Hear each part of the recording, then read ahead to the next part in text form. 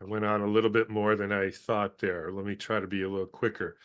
Opinion on xylitol, which is essentially an artificial sugar, and I'm no expert on it, but one of the reasons is whenever I hear something that's essentially I believe it's a chemically made sugar, uh, chemicals, it's not that they only have bad effects. Obviously, some chemicals have positive effects, but it's not something that I care to eat on a regular basis or even at all for me, because if it's a artificially made substance, there's always going to be a problem with it, and so I'm not eating it.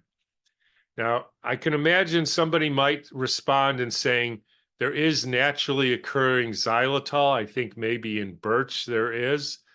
And so that would be a different story. And then I would have to say it's probably around the same as any of the other naturally occurring sugars.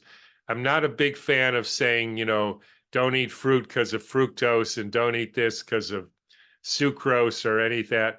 I think we even have to get away from the whole reductionist way of saying we're going to evaluate whether fruit is good for you or not by whether what happens to you or people in general when they eat watermelon. I happen to eat a lot of watermelon these days because we have a lot growing in the garden and it's the one season I can eat them. I think it's a good food. And until I'm not interested in anybody convincing me of a certain chemical in the watermelon in a lab study with genetically modified, or whatever that means, just inbred rats, and they have certain thing happen to them. I want to know if you can show me something that people who eat watermelon for 3 weeks out of the year, they have a worse outcome than people who don't. I'd be interested in seeing that study. That's how you would convince me that eating watermelon these 3 weeks is not good for me. Otherwise, frankly, I'm not interested.